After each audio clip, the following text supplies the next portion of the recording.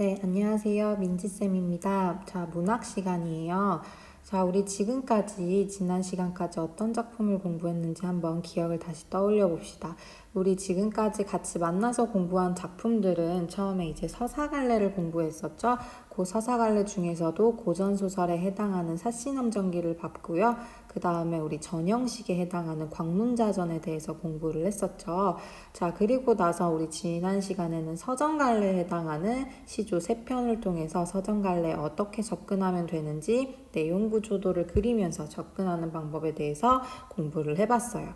자, 오늘 이번 시간부터는 다시 서사갈래로 돌아올 건데 여러분들이 좀 지루하지 않게 다양한 갈래를 이렇게 좀 접하기 위해서 왔다 갔다 하면서 공부를 하고 있어요.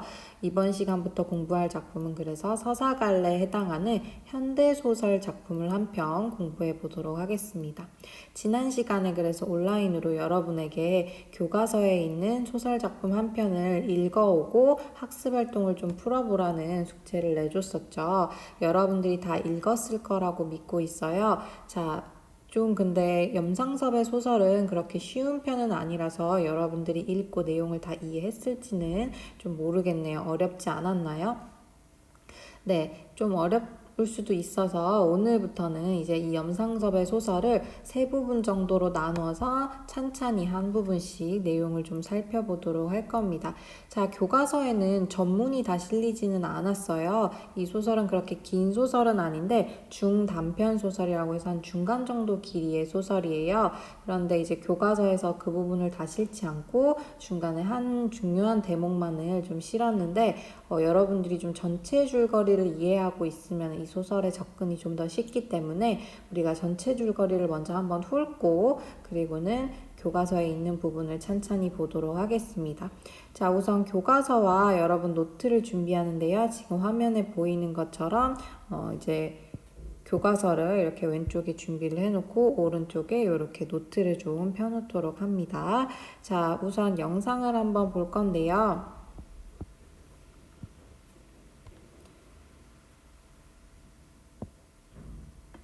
자, 여러분들이 전체 줄거리를 알 수 있는 영상이니까 한 6분 정도에 해당하는 줄거리 영상이에요. 이걸 먼저 한번 보고 다시 이야기를 나눠보도록 합시다.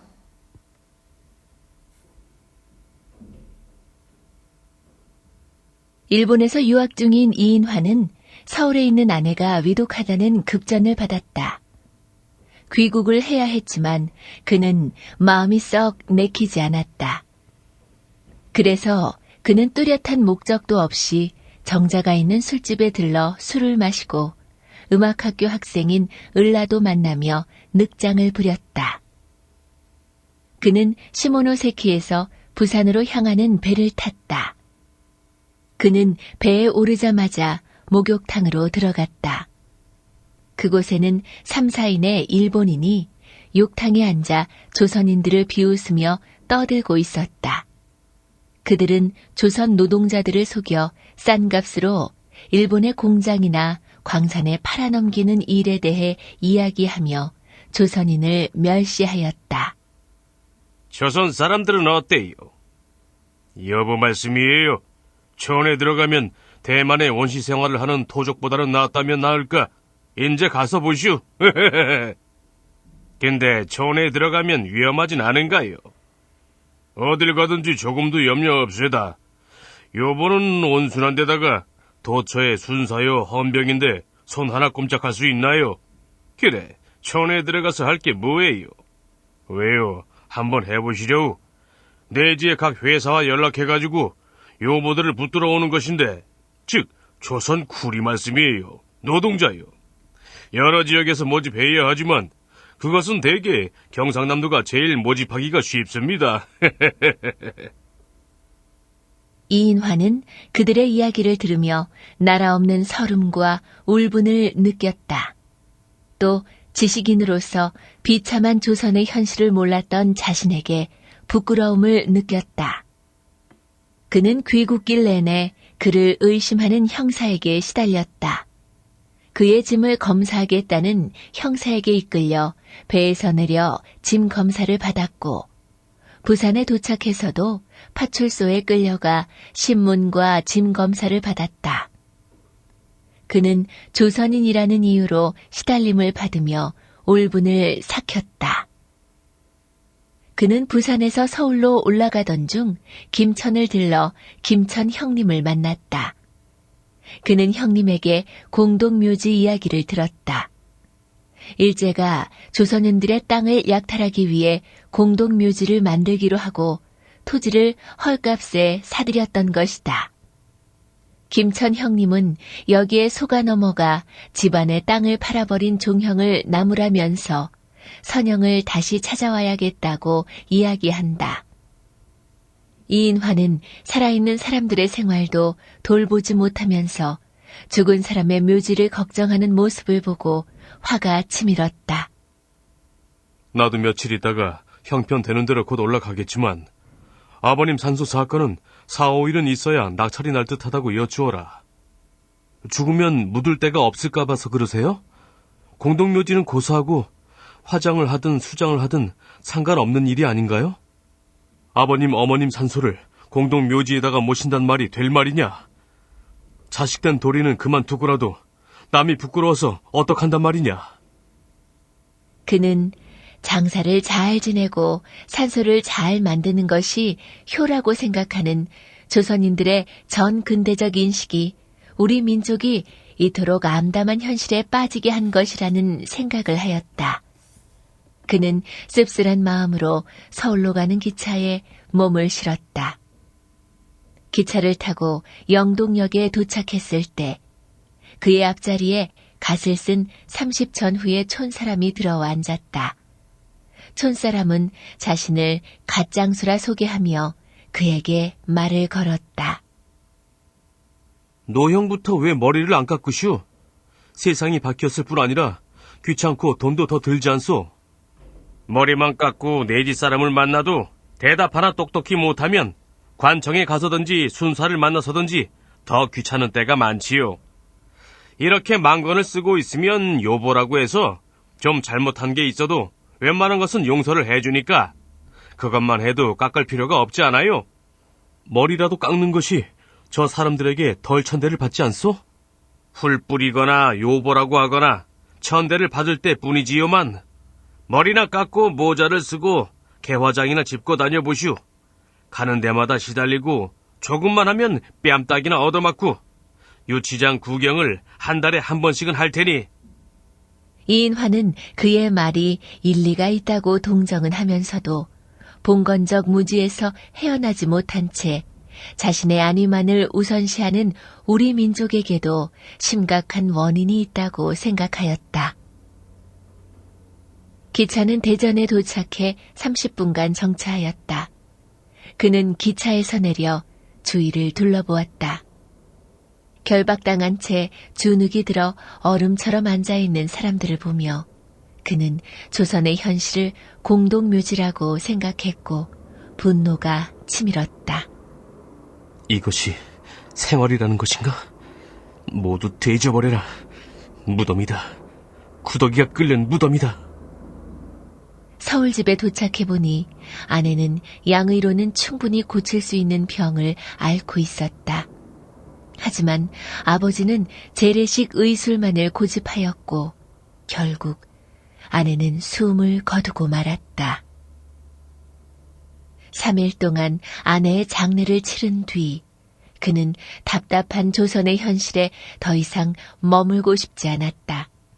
그는 대학에 진학하겠다는 정자의 편지를 받고 자신도 자각한 삶을 살아야겠다는 결심을 하고 공동묘지 같은 답답한 조선을 탈출하듯 다시 동경으로 떠났다. 네, 영상을 통해서 보니 조금 더 이해가 더 쉬웠을 거라고 좀 기대를 하는데 내용 자체는 크게 어렵지 않은 줄거리죠. 자, 그럼 우리 한번 먼저 보도록 하겠습니다. 자, 이 부분은 전체 글의 구성 한번 우리 발단, 전개, 위기, 절정, 결말로 나눠서 보도록 할 거예요. 자, 이 부분은 여러분 노트에 적지 않아도 되니까 그냥 편한 마음으로 들으세요. 자, 보면은 우리 처음에 이야기 시작 발단 부분을 보면요. 동경 유학 중인 주인공 나라는 인물이 하나 나오죠.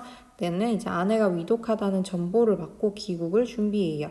자, 그 다음에 이 사람이 바로 오는 게 아니라 동경의 술집이나 고베에 들러서 아는 여성들을 만나다 이렇게 민기적거리다가 이제 출발을 하죠. 자, 그러면서 이제 나는 오면서 시모노세키에서 탄 관부 연락선이라는 배를 타면서 그 안에서 식민지배의 폭력적인 실상을 알고 분노하게 되죠. 자, 그러다가 이제 부산에 도착해서 부산에서 경성으로 오면서 식민지 조선의 현실을 더 잘 알게 된다는 큰 분노와 깊은 환멸에 사로잡히면서 소설의 절정에 치달아요. 마지막 결말 부분에선 결국 아내가 죽게 되죠. 아내가 죽은 다음에 나는 다시 동경으로 돌아오는 그런 여로를 거쳐서 이야기가 전개됩니다. 자, 이 소설의 주요한 구조의 특징은 이거 나중에 뒤에서도 하겠지만 처음에 일본에 있는 동경에서부터 출발해요. 그래서 쭉 어디로 간다가 결국에 마지막에 다시 동경으로 돌아오죠. 우리가 쭉 길을 가면서 이렇게 이야기가 전개되는 것을 뭐라고 하느냐? 여로 구조라고 이야기를 해요. 여로 구조. 자, 근데 여기 출발점에서부터 쭉 간 다음에 다시 출발 지점으로 돌아오는 걸 뭐라고 하냐? 회귀형 여로 구조라고 이야기를 합니다. 자, 요거는 소설의 특징을 공부할 때 다시 하도록 할게요. 요건 중요한 내용입니다. 아무튼 이제 여러 구조를 통해서 주인공이 일본에서 출발해서 쭉 어떤 상황을 겪고 다시 일본으로 돌아가는 이런 내용을 가지고 있는데요. 우리가 교과서에서 딱히 특별하게 보는 부분은 어느 부분이냐 하면은 바로 요 위기 부분. 이 나 주인공이 시모노세키에서 탄 관부 연락선 배 안에서 일로 쭉 오면서 어떤 식민지배의 폭력적인 실상을 알고 분노하는 부분, 요 위기 부분이 여러분 교과서에 나와 있어요. 위기 부분에서 3가지 정도의 사건을 겪게 되는데 위기 1, 2, 3이라고 해서 오늘은 위기 1 부분만 한번 보도록 하겠습니다. 자, 여러분 그럼 이제 교과서를 같이 보면서 여러분 보도록 할게요. 자, 교과서를 같이 앞에 한번 읽어볼 건데 이 앞부분의 줄거리는 발단 전개 부분이죠. 유학 중인 나는 아내가 위독하다는 정보를 받고 귀국길에 올라요. 그래서 이제 여기부터 거의 위기가 되겠네요.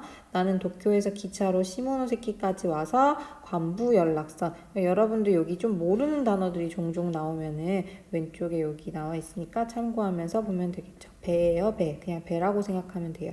그래서 배 안에 올라서 이제 목욕탕에 들렀어요. 첫 번째 사건은 이제 목욕탕에서 주로 일어나는 사건이라고 생각하면 돼요. 그래, 그런 훌륭한 직업이 무엇인데 어디 있어요? 뭐 훌륭한 직업, 어떤 일에 대해서 이야기를 하고 있나 봐요. 이번에는 그 시골의 동행인 듯한 사람이 가만히 듣고 있다가 자, 여러분 지난 시간에 내가 서사갈래를 접근할 때는 우리가 인물, 사건, 배경을 중심으로 접근하고 그리고는 그걸 바탕으로 소설의 구성을 이해한 다음에 주제 문체까지 끌어내면 된다라고 했었죠. 그래서 나는 뉴페이스를 만날 때마다 누군지 체크를 해놓고 기억을 하라라고 이야기를 했는데요.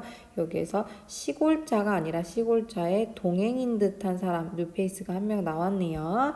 이 가만히 듣고 있다가 욕탕에서 시뻘겋게 단 몸뚱어리를 무거운 듯이 끌어내며 물었다. 그자도 물속에서 불쑥 일어서서 수건을 등 뒤로 넘겨서 가로잡고 문지르며 한번 욕실을 휙 돌아다보고 그 3인 이외의 사람들이 자기들의 대화에는 무심히 한 구석에 앉았는 것을 살펴본 뒤에 안심한 듯이 비로소 목소리를 낮추며 입을 벌렸다. 비밀 얘기를 하려나 봐요. 자, 그자라는 사람도 또 한 명 나왔네. 이 사람이 주로 말하고 여기는 듣고 있죠.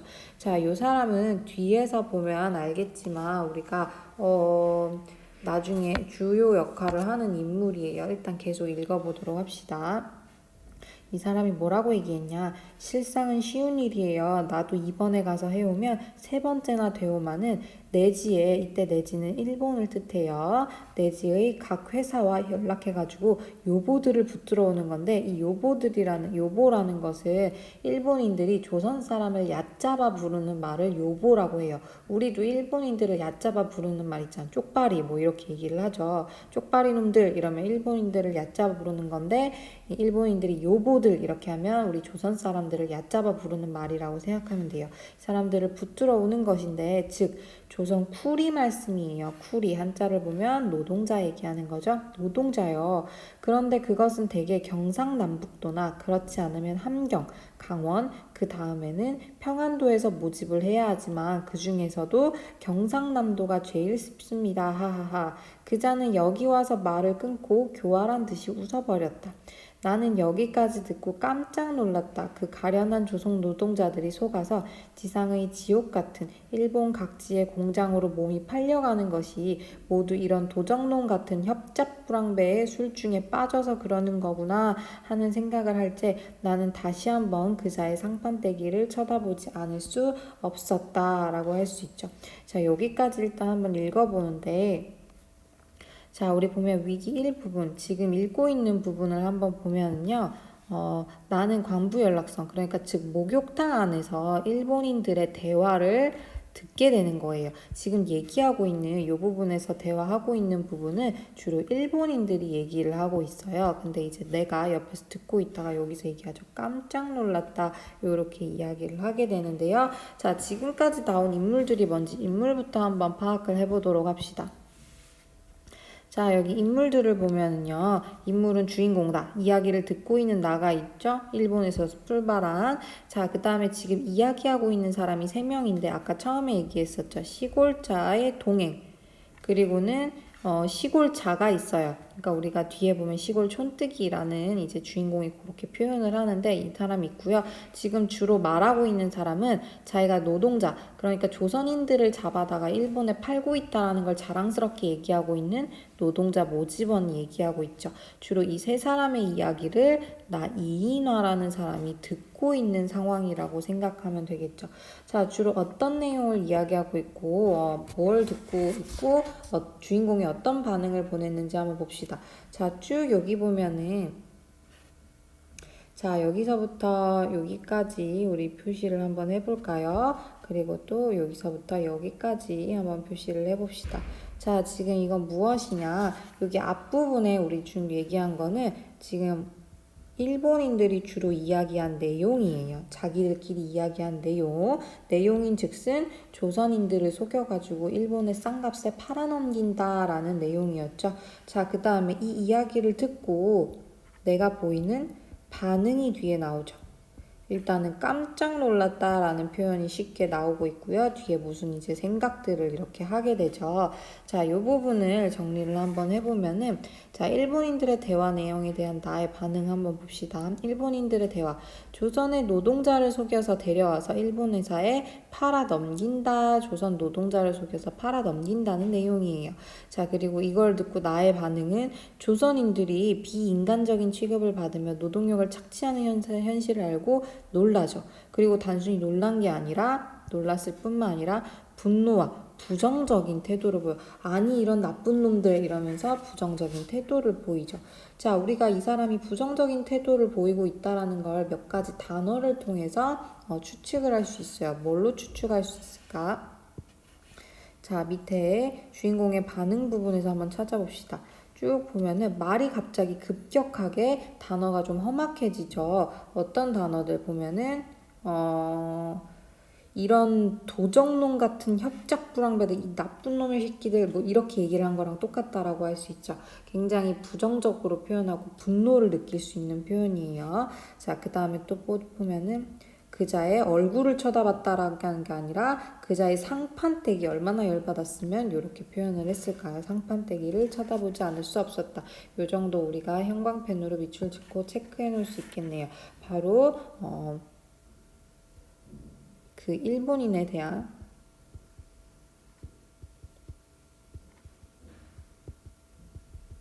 분노 그리고 부정적인 태도가 드러나는 단어들이라고 생각할 수 있어요. 여러분 여기까지 노트 정리를 좀 해두면 좋겠습니다. 일본인들의 대화 내용에 대한 나의 반응. 자, 그 다음에 뒤에 이어서 계속 읽어보면은 자, 밑에서부터 다시 읽어봅시다. 옳지. 그래서 이자의 형이 헌병군조 라는 것을 알고 군인이라는 것 듣고 이용할 작정으로 이러는 게로구 나는 이런 생각도 하여 보며 가만히 귀를 기울이고 앉았었다. 계속 듣고 있었죠. 궐자는 벙벙이 듣고 앉았는 궐자라는 건 지금 아까 그 말하고 있는 여기 누구야? 노동자 모집원 얘기를 하는 건데요. 궐자라는 거는 그냥 그놈 이렇게 그 사람을 좀 낮추어 부르는 말이에요. 그 바로 노동자 모집원을 얘기하고 있는 거겠지. 궐자는 벙벙이 듣고 앉았는 그 두 사람의 얼굴을 등분해보고 빙긋 웃고 나서 또다시 말을 계속한다. 왜 남선 지방에 응모자가 많고 북으로 갈수록 적은고 하니 이 남쪽은 내지인이 제일 많이 들어가서 모든 세력을 잡기 때문에 북으로 쫓겨서 남만주로 기어 들어가거나 남으로 현해탄으로 건너서 가거나 두 가지 중에 한 가지밖에 없는데 누구나 그늘보다는 양지가 좋으니까 재미 1년 12달 죽도록 농사를 지어야 줄임배를 불리긴 고사하고 반년 작은 강냉이나 시래기로 부증이 나서 되질 지경이면 번화한 대판이라는 건 오사카를 말하는 거예요. 오사카 일본 지명이죠.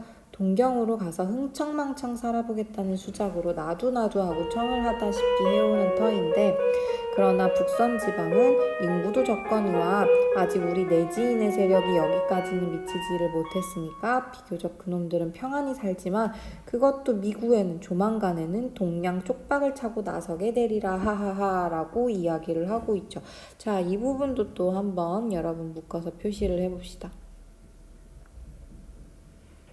자, 이렇게 표시를 한 부분을 통해서 우리가 무엇을 알 수 있느냐? 바로 조선의 현실을 알 수 있어요. 이 부분에 조선이 지금 어떤 현실인지 잘 드러나 있죠. 자, 이 궐자가 그러니까 노동자 모집원이 하는 말이 무슨 말이냐. 우리나라가 이렇게 있잖아. 그럼 일본이 이렇게 있는데 자, 보면은 남쪽 지방 내에서 응모자가 많고 북쪽은 적대요. 그러니까 여기 일본이 바로 옆에 붙어 있으니까 일본 놈들이 여기를 약탈하기가 좀 쉽겠지. 그러니까 남쪽이 비교적 더 살기가 힘들단 말이야. 그럼 이 사람들은 어떻게 해요? 북쪽으로 이렇게 도망가거나 더 남쪽으로 도망가거나 이렇게 하는데 그래서 남쪽에 있는 사람들이 다 먹고 살기 힘들기 때문에 조금만 이렇게 속이면은 아유 여기도 먹고 살기 힘든데 일본으로 가면 좀 낫겠지라고 하면서 일로 빼돌리기 굉장히 쉽다라는 얘기를 하고 있죠.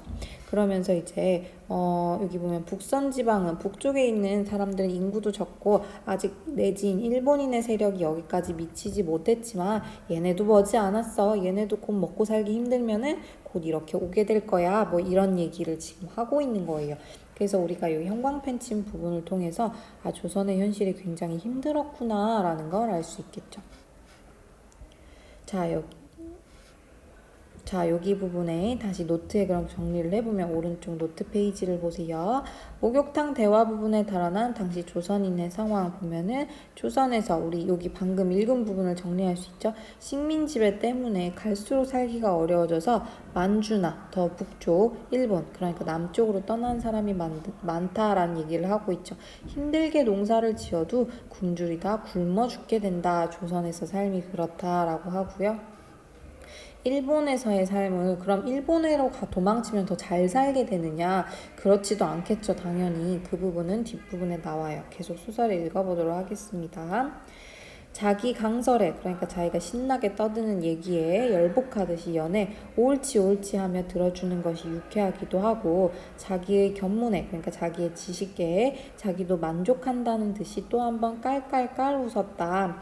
그래 그렇게 모집을 해가면 얼마나 생기나요? 듣고 있던 촌뜨기가 구수하다는 듯이 침을 흘리며 듣는다. 얼마가 뭐요? 여비가 있지. 일당이 또 있지. 게다가 한 사람 모집하는데 1원 내지 2원이니까 그건 회사와 일의 종류에 따라서 다르지만 가령 방적 회사의 여군 같은 것은 임금도 싸거니와 싼데다가 모집원의 수수료도 제일 헐하고 광부 같은 것은 지금 시세로도 1원 50전으로 2원까지라오. 가령 지금 1000명만 맡아가지고 와서 보구려 2, 3, 4 동안 여비나 일당에서 남는 것은 그까짓 것 다 제하고라도 1,300~1,400원 잘만 되면 근 2,000원은 간데 없는 것일 게니 하하하. 나도 맨 처음에 그건 제주도에서 모집해갔지만 그때 500명 모아다 주고 실살고로 남긴 것이, 그러니까 순수익으로 남긴 것이 8,900 근 1,000원이었고, 둘째 번에는 올가을에 800명이나 홋카이도 탄광에 보내고 근 2,000원 돈이 들어왔다우. 지금 무슨 말이야? 조선인들은 결국 떨어지는 게 없어요. 조선인들은 뭐 1원, 2원 이렇게 뭐 유지비나 뭐 일당이나 이렇게 해서 그 정도밖에 걔네한테는 돌아가는 게 없고, 결국에는 헐값에 넘기면서 자기들이 엄청 큰 돈을 벌 수 있다, 이런 얘기를 지금 자랑 삼아 하고 있는 거죠. 노동자 모집원이라는 자는 입에 침이 마르게 이 부분 읽고 있습니다. 노동자 모집원이라는 자는 입이 침이 마르게 1,000원, 2,000원을 신이 나서 내며 목욕탕 속에서 나왔다. 예예 하면서 일평생 들어보지도 못하던 1,000원, 2,000원 소리에 눈이 휘둥 그렇게 뜨고 귀를 기울이고 앉아 있었던 시골자는 때를 다 밀었는지 그 장대한 동색 거구를 벌떡 일으켜, 동색이라는 건 구리색 말하는 거예요. 구리색 몸을 벌떡 일으켜 다시 욕탕 속에 출렁 집어넣으면서 만족한 듯이 또다시 말을 붙였다. 그래, 농분들이 가서 그런 농사일들을 잘 하나요? 잘하고 못하는 것은 내가 상관할까 무엇 있소마는. 하여간 요보는 말을 잘 듣고 힘드는 일은 잘하는 데다가 이문이 헐하니까, 임금이 싸니까 안성맞춤이지 라고 얘기하고 있죠. 자, 지금 보면은 여기 듣고 있는 사람이 이민하죠. 그리고 이렇게 3명 이야기하고 있는 사람이 일본인들이라고 할 수 있어요. 목욕탕 안에서 이렇게 자기들끼리 우리 불쌍한 조선인들에 대해서 팔아넘기는 얘기를 하면서 하하호 놀고 있는 거를 굉장히 분노에 찬 모습으로 보고 있죠. 요보들, 그러니까 조선인들이 말도 잘 듣고 일도 잘해 뭐 이러면서, 그리고 돈도 싸니까 안성맞춤이지 딱이야 뭐 이런 얘기를 하고 있는데, 듣고 있는 사람은 굉장히 열받겠죠. 자, 그야 처음 데려갈 때는 품삯도 많고 일은 드러누워서 떡 먹기라고 푹 삶아야 하긴 하겠지만, 그러니까 가면은 돈 많이 주고 일도 쉽다라고 속여야 된다라는 말이죠. 그래도 갈 노자며 처자까지 데리고 가게 하고 게다가 빚까지 갚아주는 데야 제 아무런 놈이기로 안 따라 나설 놈이 있겠소. 한번 따라 나서기만 하면야 전차가 있는데, 전차라는 거는 미리 돈을 땡겨받아 쓴다라는 거예요.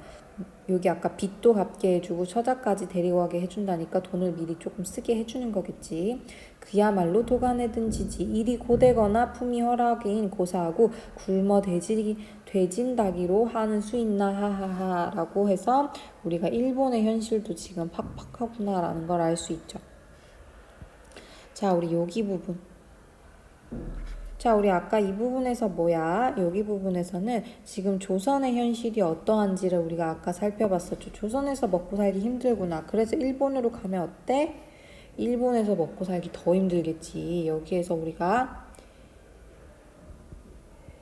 일본에서 현실을 엿볼 수 있어요. 데려갈 때는 가면 돈도 많이 주고 일도 쉬워 이렇게 얘기를 하면서 처자까지 다 온 가족들이 다 보내주면서 빚도 갚아주고, 갈 때는 우리 이제 인생 폈다라고 생각할 수 있겠죠. 그래서 안 따라가 나설 놈이 어디 있겠소 해서 갔는데, 가면은 일도 엄청 힘들고 돈도 엄청 조금 주고, 그리고는 벗어날 수도 없는, 그렇게 그야말로 도가내든 쥐지라고 이야기를 하죠. 일이 고되거나 돈도 조금 주거나 하긴 고사하고 굶어 죽는다고까지 이야기를 하고 있죠. 그래서 일본에서 현실도 굉장히 팍팍하다라는 걸 알 수 있죠. 여기 오른쪽 노트 정리 한번 봅시다. 일본에서는 어떠냐? 높은 품삯과 쉬운 일을 기대하고 일본으로 오지만 그렇게 속이는 거지. 하지만 돈은 조금 주고 일은 엄청 주고, 그래서 중노동에 시달리는, 먹고 살기 힘든 거는 더하다라는 현실을 우리가 알 수 있겠죠. 이 부분을 통해서 우리가 당대 조선인들이 굉장히 힘들게 살았구나 라는 거를 알 수 있어요. 자, 옆에서 이인하가 이런 얘기를 다 듣고 있었지. 자, 원래 다시 소설로 가봅시다. 벌써 부하가 되었다는 듯이 득의만면하여 기쁜 표정 얼굴에 가득하고 모집 방법의 비술까지 도도히 설명을 해주고 있었다. 나는 조금 더 들으려고 일부러 머뭇머뭇하며 앉아있으려니까 승객이 다 올라탔는지 벼랑간 욕객의 한때가 디밀어 들어오기에 금시초문의 그 무서운 이야기를 곰곰 생각하며 몸을 훔치기 시작하였다. 생각하였다. 자, 여기서부터 지금 이 사람은 이런 얘기를 처음 들었어. 금시초문이라고 이야기를 했었죠. 이 사람은 사실 엘리트야. 일본에서 유학 중인 공부하고 있었던 사람이죠. 뭐 힘든 노동 이런 거는 전혀 모르고 공부만 하던 사람이었어요. 근데 이 사람이 이제 조선의 실상을 갑자기 접하고 난 뒤에 생각에 많이 빠지게 돼요. 자, 여기서부터 우리 자, 여기서부터 쭉 이렇게 표시해서 자, 여기 뒷부분에 보면 이 사람이 뭘 하느냐, 바로 여기 지금 형광펜으로 친 부분이 나의 태도가 드러나요. 이제 이 사람이 이인하라는 사람이 자신에 대해서 갑자기 생각하면서 자신의 태도를 반성하고 하는 내용이 나옵니다. 자, 뭐라고 하냐? 잘못했네요. 여기 말고 자, 여기서부터 조금 지워줄게요. 자, 보면은 뭐라고 생각하느냐. 22세쯤 된 책상도련님인 그때 나로서는, 자, 얘들아, 책상도련님 뭘까? 책상도련님. 우리 새님 이런 표현이라고 쓰죠. 책상도련님 스스로를 지금 비꼬면서 말하고 있는 거. 나는 진짜 조선의 물정에 대해서 하나도 몰랐네. 나 앉아서 공부만 할 줄 알았지. 완전 새님이었잖아. 지금 이게 무슨 말이야? 라고 하면서 22세쯤 된 책상도련님이라고 자기를 표현하죠. 그때 나로서는 이러한 이야기를 듣고 놀라지 않을 수 없었다.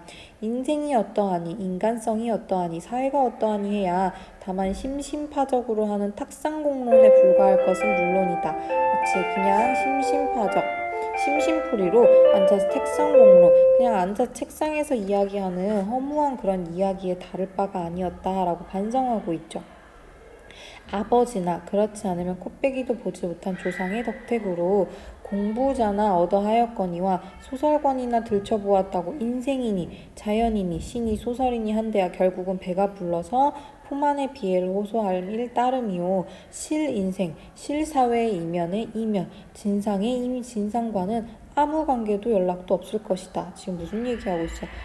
내가 지금 헛공부했구나. 탁상공론에 공부했구나. 나야 뭐 아버지나 우리 조상의 덕택으로 공부를 하긴 했지만 뭐 인생, 자연, 신이, 소설 이런 낭만적인 얘기만 했지 실인생과 실사의 모습은 하나도 몰랐구나 라는 지금 그런 생각을 하고 있었죠.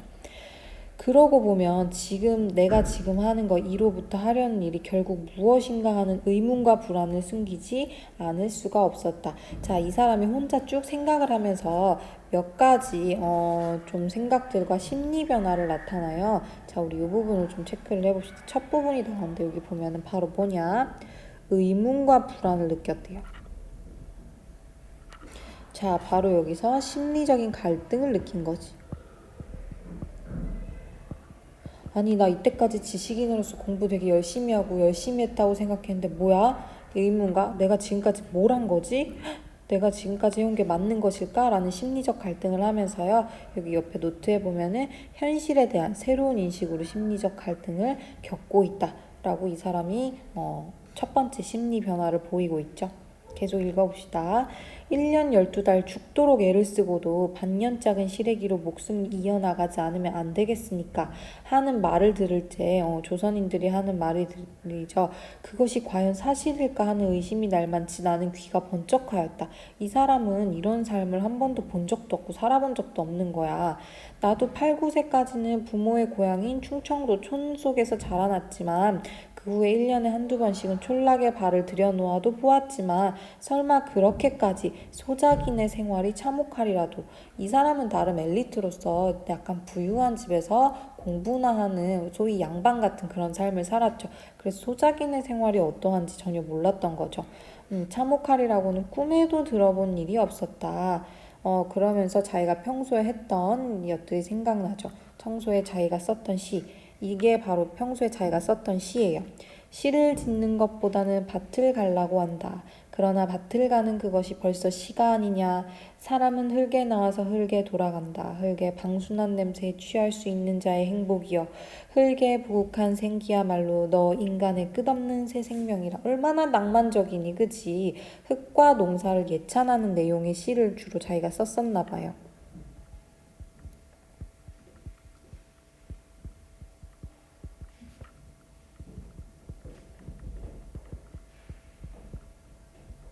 맞지. 근데 물론 좋은 효과 농사 좋지. 근데 너무 조선의 현실을 모르는 낭만적인 시죠.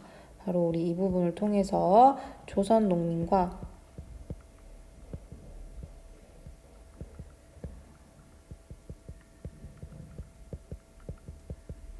관련이 없는 낭만적인 식을 썼구나 라고 우리가 생각해 볼 수 있겠죠. 자기가 그래서 어떻게 스스로가 얼마나 한심해 보이고 뭔가 이게 뭐야? 라는 갑자기 심리적 충격이 왔겠어요. 자, 그래서 이러한 의미로 올봄에 산문시를 쓰던 자기의 공상과 천려라는 건 얕은 생각을 뜻해요. 내가 이렇게 허무맹랑하고 얕은 생각을 했구나라는 생각이 갑자기 붕뜩 든 거지. 도리어 부끄러웠다. 자, 여기 두 번째 감정이 나오네요. 부끄러웠대요. 내가 조선의 현실도 잘 모르고 지금 뭐 한 거야? 내가 이렇게 낭만적인 시나 쓰면서 이렇게 난 책상도련님이었구나 라고 하면서 표현을 쓰고 있죠. 그래서 스스로에 대해서 부끄러움을 느끼죠. 자, 오른쪽에 보면은 자기 정체성에 대해서 책상도련님 그리고 부끄러웠다. 부끄러워하는 걸 스스로를 부끄러워하는 걸 자조라고 이야기를 해요. 이렇게 두 번째 심리적인 표현을 보이고 있죠. 흙의 냄새가 방순치 않다는 것도 아니다. 물론 흙의 냄새 좋지. 그 향기에 취할 수 있는 자가 행복하지 않다는 것도 아니다. 물론 행복하겠죠. 그렇지만 조반 후의 낮잠은 위약이라는 그러니까 점심을 먹고 난 후의 낮잠은 위에 좋은 약이다라는 고등유민 계급의 유행병에나 걸릴까 보아서 지금 무슨 말이야. 배부른 소리였구나. 그 조선인들의 현실과는 상관없는 그냥 부유한 사람들이 밥 먹고 낮잠 자면은 위에 좋대 이렇게 얘기하는 천하태평한 배부른 소리였구나 라는 얘기를 하고 있죠. 대패밥에 연경이나 쓰고 아침 저녁으로 호미자루를 잡는 것이 그러니까 소화가 잘 되게 하려고 농사일도 좀 하고 산책도 하고 그리고 꽃도 좀 기르고 이런 시를 내가 썼었구나 라는 얘기를 하고 있는 거예요.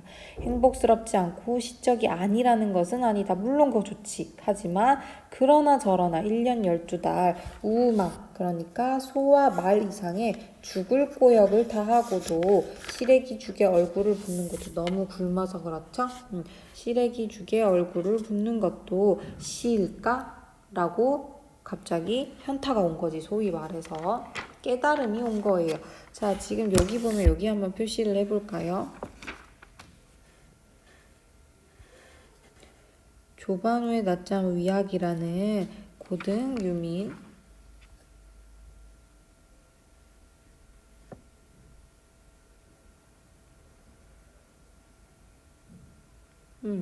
호미를 잡는 것 여기까지 밑줄 쳐봅시다.